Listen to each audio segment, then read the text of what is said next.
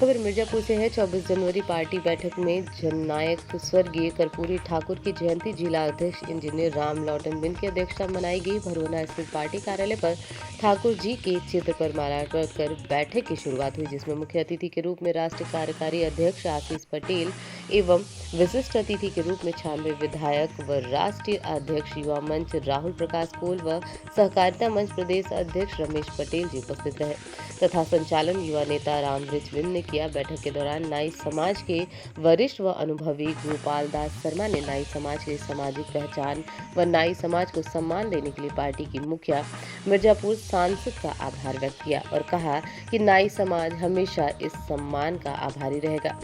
मुख्य अतिथि आशीष पटेल ने कहा कि उनकी पार्टी की ओर से हर जिले में 24 जनवरी को कर्पूरी ठाकुर की जयंती धूमधाम से मनाई जाएगी। कार्यक्रम के बाद जननायक को देश का सर्वोच्च सम्मान दिलाने के लिए उनकी पार्टी की ओर से हर जिले में राष्ट्रपिता को संबोधित मांग पत्र जिलाधिकारी को सौंपा जाएगा।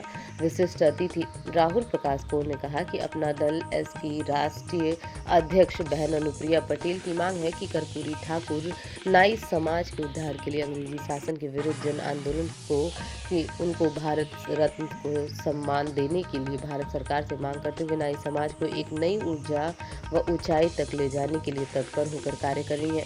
इसी क्रम में कहा कि जननायक कर्पूरी ठाकुर जी 24 जनवरी 1924, 17 फरवरी 1988 भारत के स्वतंत्रता सेनानी, शिक्षक, राजनीतिज्ञ तथा बिहार राज्य के दूसरे उप मुख्यमंत्री और 2 बार मुख्यमंत्री रह चुके हैं। लोकप्रियता के कारण उन्हें जननायक कहा जाता था।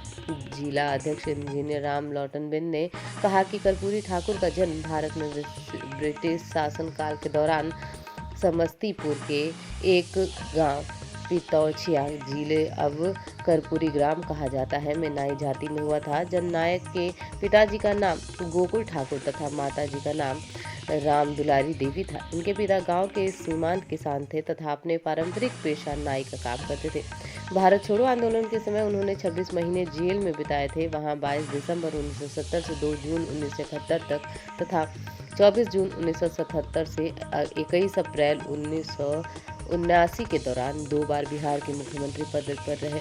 कर्पूरी ठाकुर की पत्नी का नाम कुलेश्वरी देवी तथा कर्पूरी ठाकुर दूरदर्शी होने के साथ साथ एक ओजस्वी वक्ता भी थे। आज़ादी के समय पटना की कृष्णा टॉकीज हॉल में छात्रों की सभा को संबोधित करते हुए एक क्रांतिकारी भाषण दिया कि हमारे देश की आबादी इतनी अधिक है कि केवल थूक फेंक देने से अंग्रेजी राज बह जाएगा। इस भाषण के कारण उन्हें दंड भी झेलना पड़ा था।